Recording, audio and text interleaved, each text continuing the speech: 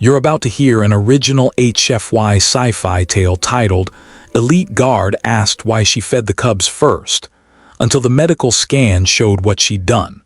Find a quiet spot, put on your headphones, and let the stars fall silent. If you enjoy cinematic sci-fi narrations, consider subscribing for more. Now, we begin. She didn't remember the first impact, only the way the deck rolled under her like a living thing and the world tilted. A slow break in gravity before the alarms found their voices. Lieutenant Mara Vance tasted copper where her teeth cut her tongue, and the cold, brittle air of the Auran diplomatic cruiser flooded her helmet. Doors earized shut, failed, shrugged open again. The ship's lights fluttered between surgical white and a red so deep it felt wet. Guard detail report.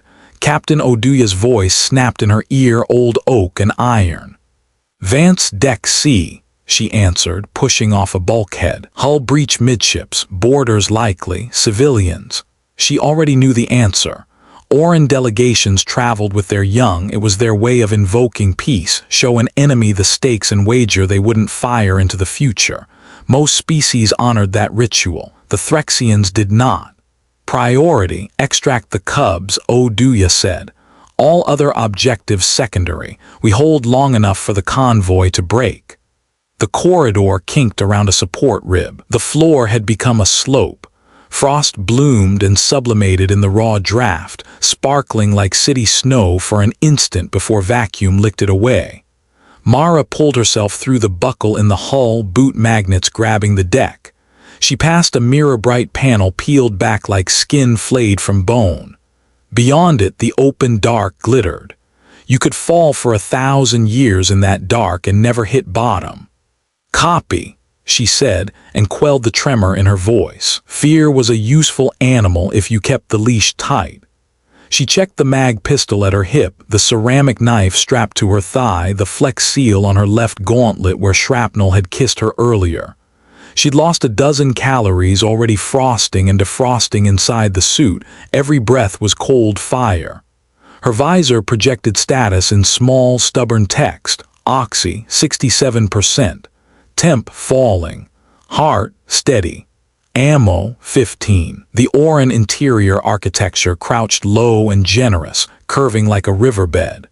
Humility shaped their ships. They believed in reminding themselves that they were guests in any sea. Flexible light panels traced the seams, now smeared with soot. A mural on the bulkhead was half melted. An Auran mother coaxing two cubs to lift a lamp together, their slender hands banded with copper thread. The rest of the painting had bubbled black as sugar. Movement slid in the corner of her eye. She pivoted, gun up, breath a knife. Not Threxian. Two small figures hugged themselves into a niche under a ruptured coolant manifold, gray skin mottled from cold, silver eyes too wide. Cubs hiding. Mara holstered the pistol, slow, palms open. Hey. The helmet speakers softened her voice, pulled it through wool. I'm human, I won't hurt you. The smaller cub whimpered, the sound catching at the end like a shiver. The older one shifted in front, protective even as its knees knocked. They were bipedal, broad-eyed, with delicate ridges along the crown, ears pressed tight to their skulls. No claws, no horns, no fangs, an evolutionary bet on neighbors, not predators. I'm Mara, she said. Elite Guard, I'm going to get you to a pod. Can you walk? They glanced at each other. The elder nodded, very small. Names, she asked. The older cub lifted its chin. Leary. A hand pressed the younger's shoulder. And Tavi. Leary and Tavi got it. She crouched, ignoring the pinch in her wounded shoulder. Stay behind me, pause on the seam of my suit. If we're quiet, we'll be ghosts. Deal? Tavi blinked with damp eyelashes and reached for her immediately. Ghosts, then. Mara eased them out of the niche, a hand to either small back, and moved. Behind them, the ship moaned. Something much larger than a person. Something with scissoring legs and interlocked armor plates climbed the outside hull and tested airlocks like teeth. The Threxians had the air of things that had never been children. They hatched in broods under black suns and ate cold until it warmed. A squeal. A door pried open ahead like a can lid. Mara pulled the cubs into a maintenance crawl, hot oil smell iron thick in her throat, held them tight, three petite bodies molded around a breath like a shared secret. A Threxian's carapace brushed the door seal as it entered the corridor beyond. Its steps were deliberate, economical. Their silence vibrated her teeth. The creature sniffed the air. Threxian smelled heat the way sharks smelled blood.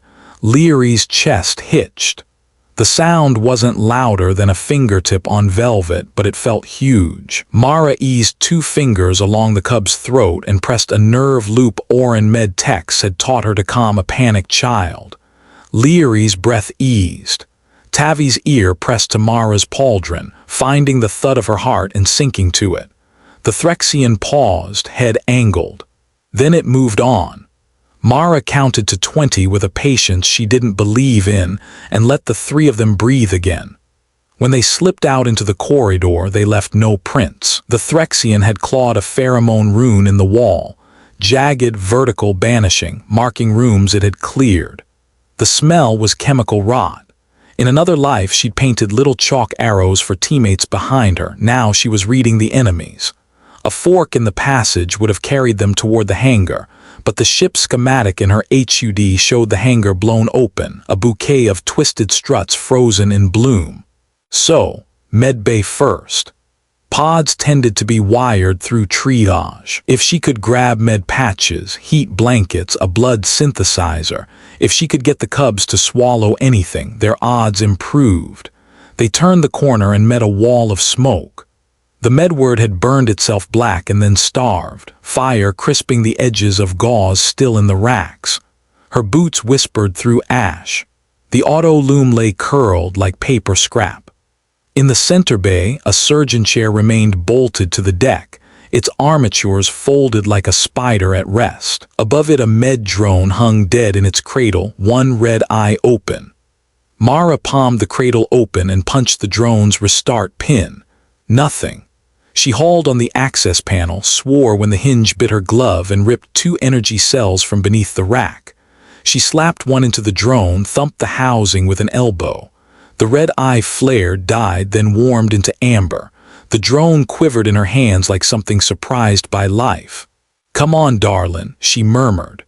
"Ride with me." The drone sputtered alive. A scroll of alien glyphs flashed. She toggled language. Diagnostic portable pods. 2 pods online, the drone chimed thinly, voice strained by low power.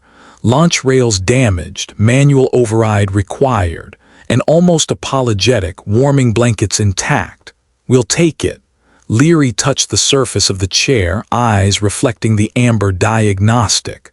"My mother," they said. "She brought me here when I was small, to show me the light that folds around blood." "That's a good mother," Mara said. The ceiling shifted above them like breath under covers. "Let's go." They found the pods on the far side, pearled hulls with organic curves like seeds built to fly. One had a scar through its nose cone where shrapnel had kissed. The other was intact but dark. Manual rails to the emergency launch tube lay twisted by the ship's convulsion. The bay doors beyond were scored by Threxian cutters but still sealed. Mara yanked a maintenance jack from the wall and heaved enormous, rude angles of metal until a rail aligned with the launch mouth. Her shoulder groaned like wet rope. The med drone helped, a mosquito pushing a boulder, servos whining. It wasn't enough. "Leary," Mara said, breath ragged. "I need you to copy me, brace and push." The cub set hands and feet like a rock climber and shoved.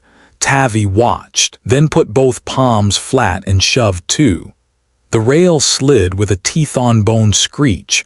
Sweat froze on Mara's hairline and snapped like sugar. She slammed the manual override for the bay door. The first seal peeled back. A second stayed stubborn. She found a pry bar, taught the metal to listen, and the second seal relented by degrees. Vacuum fingered her faceplate. Red lights strobed, dim as dying hearts. The pod was a room for 3. That was either luck or the Auran habit of imagining kin. It booted to bios at her touch, whispered it needed fuel. She had none to spare. Its batteries showed half-life, enough to light and heat and steer, not enough to nurse. The med drone pivoted, reciting failure arrays in an apologetic whisper. Leary watched Mara's eyes as she counted the ways this wouldn't work. She could launch them. She could not keep them warm enough long enough to find a beacon, and she had no way to feed the pod's biofilter that would keep the air from souring. The ship's spares had burned or were locked behind sections now eaten by absence. "Do Threxians breathe like us?" Leary asked.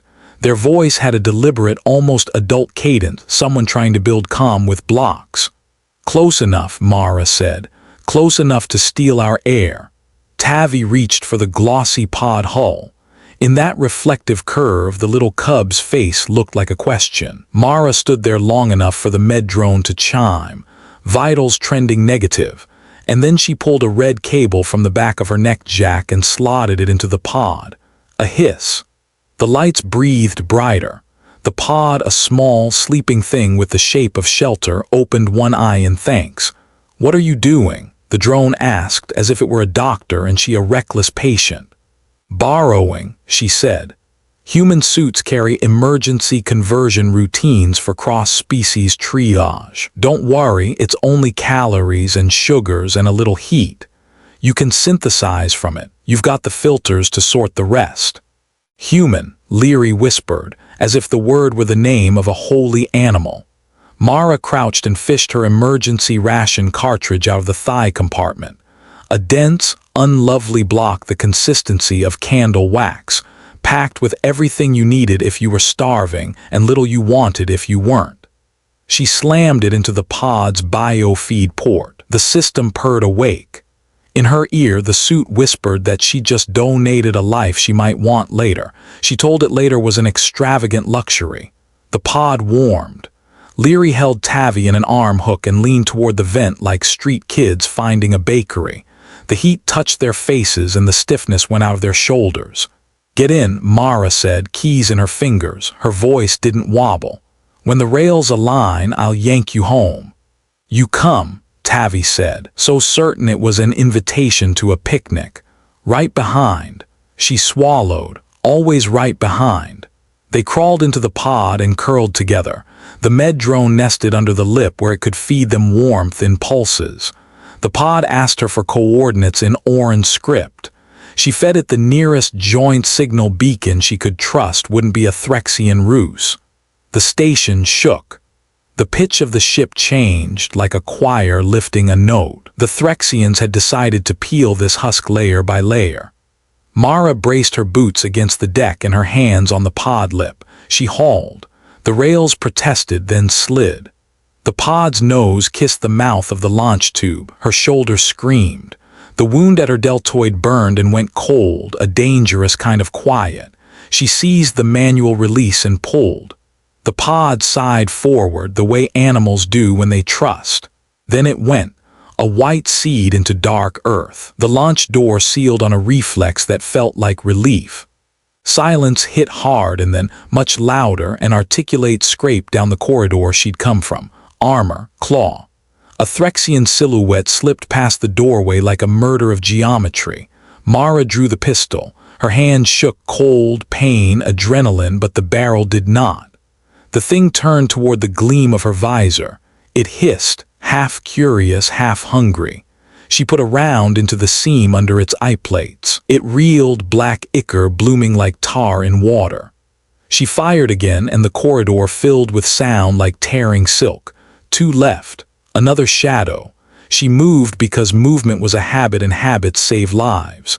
When the pistol clicked dry, the knife came out like a continuation of her arm, a promise. In the dance called murder, you learn to step where armor parted. The Threxian screamed, a high, saw-toothed sound, and then stopped, as all songs do. Mara leaned her helmet to the wall and waited for the walls to turn steady again. Her breath came too fast. Her suit tutted about blood loss and hypothermia, shyly, like a librarian sugaring a warning. She limped to a service node and piggybacked the pod's heartbeat on a narrow-band pulse. It was a silly thing to do, and maybe it would save their lives. She told it where to find them. Then she followed the echoes toward the main airlock. She would make herself visible to any rescue. She would make herself a target for anything else. Either way, she would be something that could be found. The ship groaned. Fires guttered out.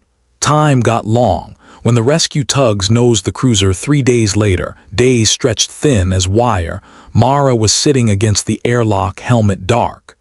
The med crew that boarded prepared for Threxians and found quiet, and then they found her.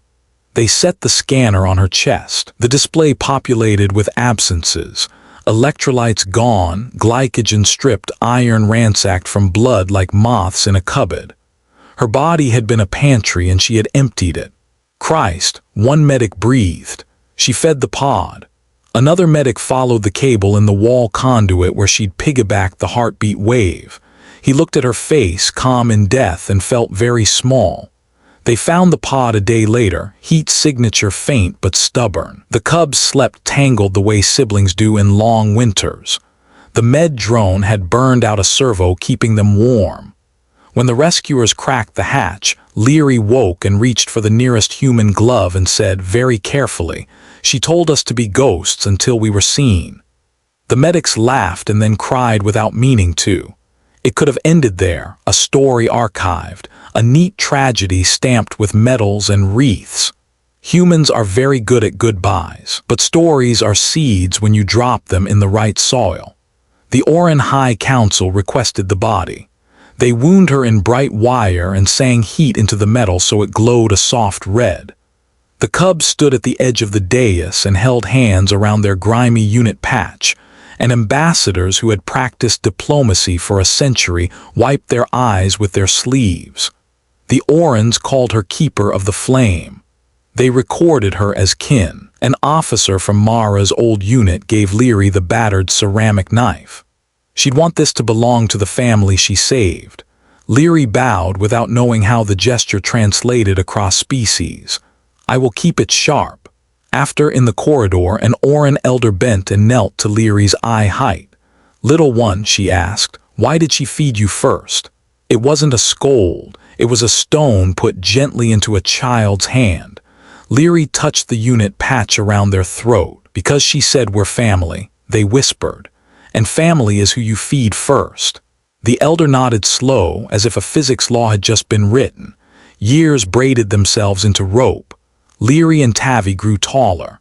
They never stopped pointing at the stars and naming them not by their catalog numbers but by the stories they carried. When the University of Estora offered Leary a berth to study medicine, Leary took it. They learned to fold light around blood as their mother had shown them, and they learned the staccato pulse of a human heart on an old hearth's hardware. They memorized the chemical recipes for life like poems. They also learned to shoot, because history does not forgive you for thinking it has ended. When the Threxians woke again in their bad cold honeycombs and cracked into another brood year, the drums in every species' chests sped up. On the edge of the Perseus rift, beacons went quiet like voices under a wave. The coalition rattled sabers. The Aurans did not rattle. They quietly fueled ships, braided copper thread into bracelets for the human captains, and made room for ghosts on their rosters. Leary took a commission on the AFS Sora, a rescue corvette not much bigger than the pod that had once cradled them. Tavi, 2 years younger and all laughter with a blade inside it, joined the escort wing. "You need someone to watch your back," Tavi said, and clacked Mara's ceramic knife against their own blade like a toast. Their first assignment was a convoy run. 3 human freighters stacked with grain and water reclamation cores for a drought moon, 2 Auran transports carrying medical printers and vaccines, a scatter of tugs and miners hitching a safe ride. The Sora ran soft lights and hot engines. On the 3rd day, the Threxians arrived. They didn't come like cats, they came like locusts, dark and many, space bending with their numbers. They bit at the convoy's edges, not crude, not mad, just hungry. The comms lit cogent with brief, bleak orders. Human gunboats flared to life like matches. Tavi's wing burned fast and bright, a small constellation looping geometry around the Threxian triangles. Leary sat at the Sora's med station with both hands on the console's throat, coaxing miracles the way doctors do. "Sora, keep your mouth open," they told the ship, and the ship's AI purred assent, sleek with confidence. They brought 3 pilots through the bay mouth in 1 minute, 1 human woman with a face gray from shock, 1 Auran whose ridge had been shaved by shrapnel into raw beauty, 1 miner with a hole where a friend should be. "Where's the 4th?" Leary asked as they cut off a bleeding artery with a neat pinch. "4th," the AI said, oddly soft, as if whispering would change facts, declared no return. Went bright. Leary closed their eyes for a beat that was both respect and fuel, then finished the stitch and pushed back to the console. The convoy staggered. If the Threxians got to the med transports, the drought moon would go thirsty and fevered for another year. The way you killed a people didn't always look like war. "Bridge," Leary said, "vector to human gunboats, we will be their shadow." "Orders are to remain close," the captain said. She had a mouth like a thin scar and eyes that had been kind once. "We are a vessel of life. We can't do life if they die," Leary said with no apology, "and we are very hard to hit when we move like a thought." The captain looked at Leary the way a woman looks at the child she didn't know she had and nodded. "Like a thought, then." They slid under the belly of a Terran corvette named Merit and turned the Sora's heat vents bright, a flare implying they were more than they were. Threxian sensors love heat. They're cold-blooded in every way that counts. Tavi's voice cut in, cool and bright. "Leary, you look pretty from up here." In the background, you could hear the hysterical hymn of beams. "Try not to get famous without me."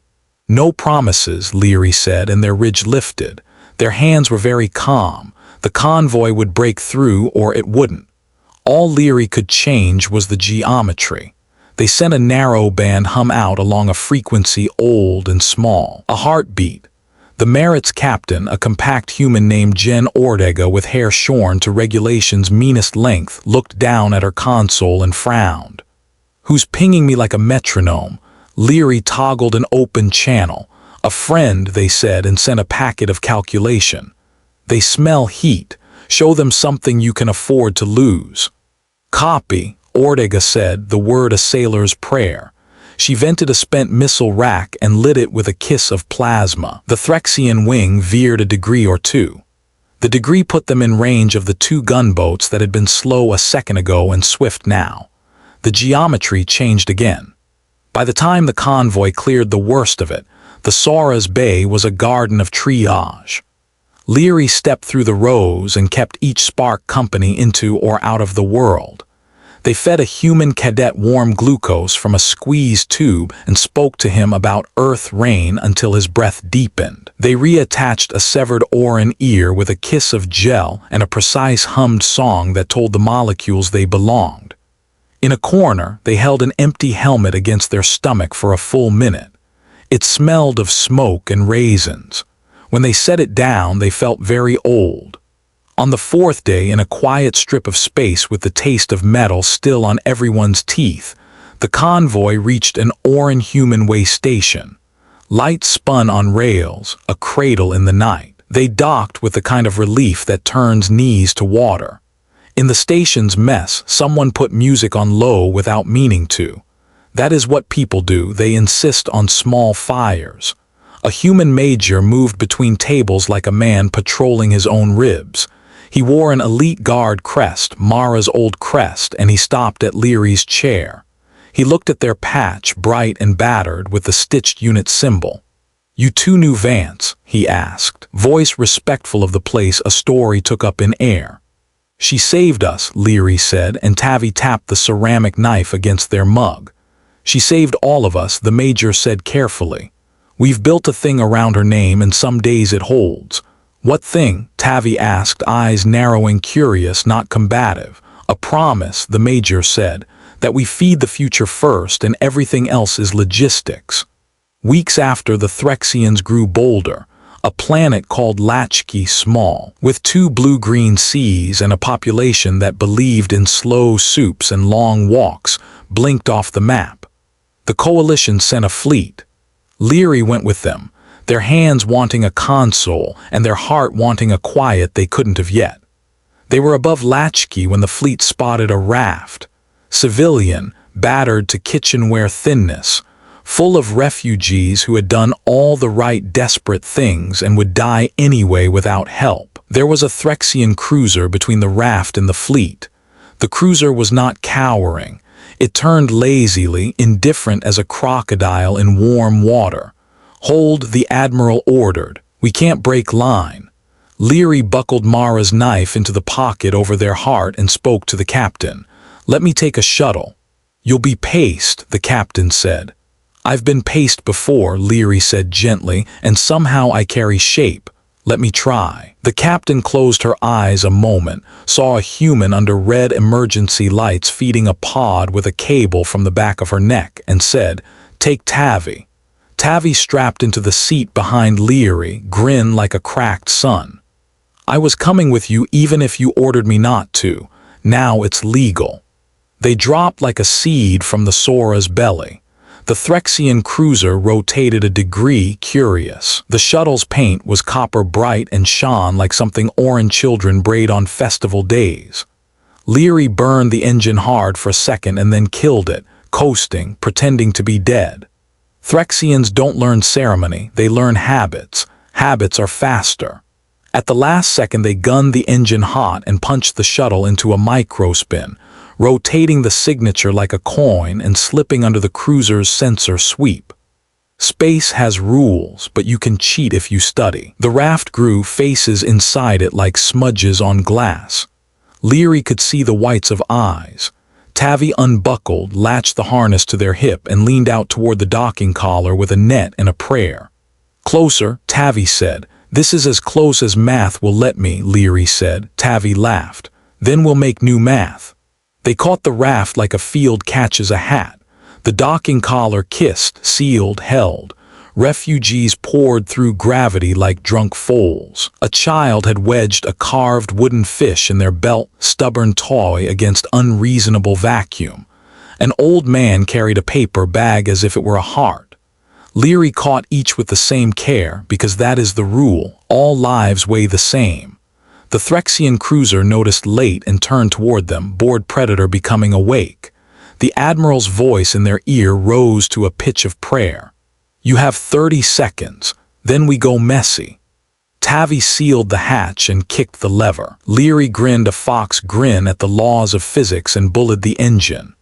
The shuttle veered, ungraceful as a brick, and the Threxian cruiser's beam lanced the space where a dot had been 1 second ago. The shuttle shook like a washing line. The wooden fish pinged off the ceiling and clattered. A baby shrieked. The old man with the paper bag held it to his chest and hummed something with a country afternoon in it. They made it. The fleet opened its arms like a big brother coming home from a long... The cruiser pursued until the human gunboat showed it their teeth. Teeth speak clearly in any language. In the briefing room later, the admiral put both hands on the table and bowed his head to the 2 Auran siblings. Not deep, just enough to mean it. "Tell me why you risked it." Leary looked at the knife's handle. "Because someone fed me once," they said, "and hunger is a long inheritance unless you interrupt it." The admiral didn't smile, but his face got a little easier. "Then let's interrupt everything." The war dragged. Wars do. They are less like storms than like climates. The Coalition learned the small angers of the Threxians, how they hated certain frequencies, how they loved to eat the signatures of hot things, how they were bored by quiet bricks and fooled by bright ones. Humans learned to write lullabies that happened to destabilize Threxian nav. Aurans learned to fold light around blood in the field, singing stitches into soldiers who forgot what their names weighed. In a small skirmish at the edge of a nameless belt, Tavi went bright. Their fighter didn't explode, it just became shining, the way fast things do, and then it was gone.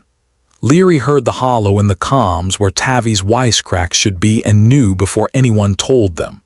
They sat in the Sora's medbay and put a hand on the ceramic knife, as if holding Mara's hand or Tavi's both.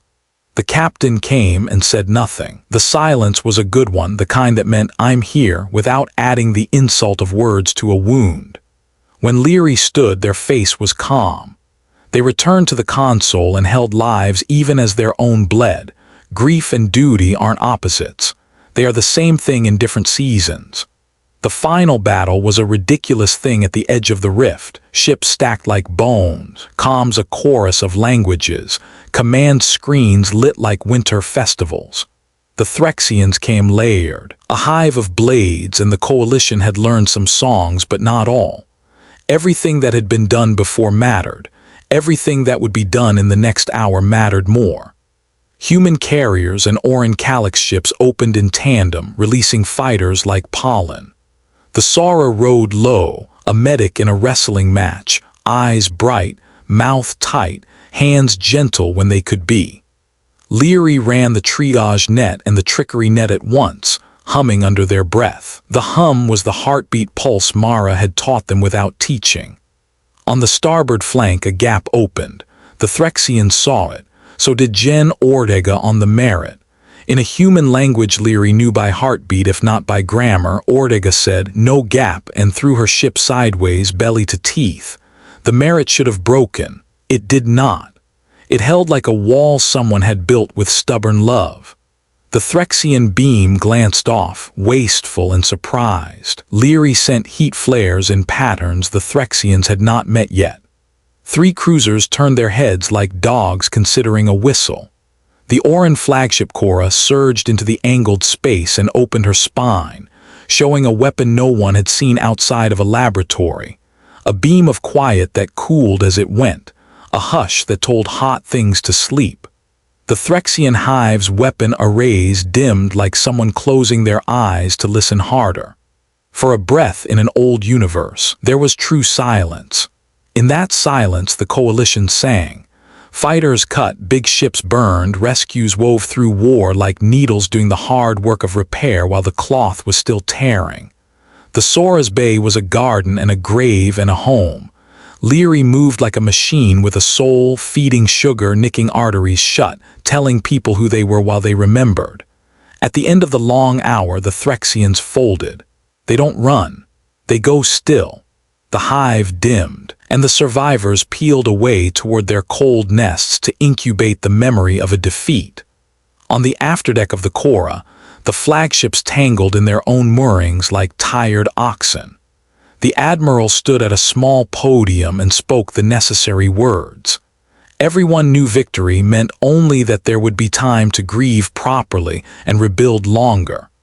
Humans unearthed instruments and played music that made Aurans cry without knowing why. Aurans braided copper thread into bracelets for humans' wrists and whispered the names of the dead into the wind so they would learn how to come home.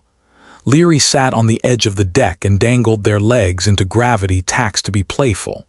Gen Ortega came and bumped Leary's shoulder with hers. "You saved my ugly ship more times than I can count." "You saved a lot of us," Leary said. "Maybe we saved each other," Ortega allowed. She was not good at softness, and she was very good at trying anyway. "Listen, the guards raising a statue, a woman kneeling, hand open, it's not enough." She looked out at stars that looked like salt the way cooks' hands look, but it's something. Leary touched the knife. Mara would have been embarrassed, they said. She'd prefer hot soup, but she'll take kindness if soup is out of stock. Ortega laughed once, a bark peeled off a laugh tree with a knife. "You Aurans always make me want to be better. You humans make it possible," Leary said simply and meant it. When they finally let ships scatter homeward, the Sora found a thread in its orders. A detour to Alaris Roman 4, quiet moon scarred with old fire. Leary asked for leave to step on the stone, and the captain said, "Take the time you need." She too had learned kindness with a blade tucked behind it. The monument was smaller than rumor. Good monuments often are. A kneeling human, open palm, 2 small aliens lifting hands, copper gleamed at the wrists. Someone had freshened the inscription. Leary brushed dust from the letters and read, Protect the living, feed the hungry, be human. They stood there a long while. Tavi's absence felt both wide and companionable. Keeper of the flame, a voice said behind them, and Leary turned. An Auran elder, ridge banded with gold wire, bowed. We teach the cubs your story. It isn't mine, Leary said, smiling like a bruise. It's hers, I only carry it. That is what carrying means, the elder said. It becomes yours. Leary knelt and put their palm where the statue's palm opened, echo to echo. Mara, they said, saying the name into a room that contained no air and no sound and all the meaning a voice can hold. People fed me today because of you. People will eat tomorrow because of you. I do not know how long a story can last, but I will keep telling it until my mouth forgets how to close. They returned to the Sora. Work waited, as it always does, not cruel but insistently present. There were harvests to guard and disputes to calm and babies to catch and old soldiers to sit with while they told jokes very calmly about terrible things. There were long nights when the stars looked like scattered teeth and mornings when they looked like promises. On a quiet run to a green world that grew tea like a religion, Leary took a sample kit and a picnic down to the shore. They sat with their boots off and their feet in a small, agreeable ocean. A human child from the settlement sat nearby with a jar and a crab and the seriousness of a surgeon. The child pegged Leary with a look and asked, as children do, "Why are you different?" Leary laughed, delighted. "Because someone fed me," they said, as if it were the whole answer. "And I promised to do the same." That night, a storm moved through the colony. The good kind rain that stitched itself across roofs with neat, ordinary sound. In the mess hall, someone told the story of the elite guard who fed the cubs first. There were Rotans and Haskari and humans and Aurans listening, and a Threxian on an amnesty visa sitting very still, learning to breathe with warm lungs in rooms with soup.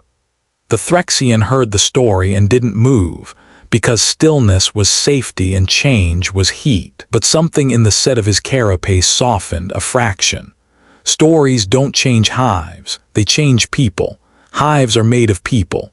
Far out on a cold belt where tired miners combed rock for minerals with names like angels, a shuttle cracked a seal and the pilot called back to his partner, "Soup's hot." It was nothing. It was everything. On a crowded transport, a young mother took the last emergency ration and broke it into 3 pieces without thinking about it, because feeding first had entered the water like salt. Years stacked. The galaxy did not become gentle. It became survivable, which might be the same thing said in a language of fewer illusions. The coalition learned how to keep peace as if it were a garden, pulling weeds, mending fences, shooing pests, harvesting with gratitude. The elite guard changed their oath. It began with protect and ended with endure. In the middle, there was feed. Leary grew older the honest way, by learning more names for simple things. They kept the Sora slick and stubborn. They married a quiet scientist who baked flatbread so thin it tried to fly. They never took off Mara's patch. When young recruits asked, "Is it true?" they said, "It's true enough to live by." When someone asked them on a panel what humanity had taught the Aurans, they said, "How to be human," and the room laughed politely until it realized this wasn't a joke. One winter, Leary returned to the monument on Alaris Roman 4 with a small cluster of cubs, their own and some who took to them the way small creatures do to people who smell like safety. Snow blew around the statue's knees. Leary told the story again, simple as soup. A cub raised a hand like a blade of grass. "Why did the human die?" the cub asked.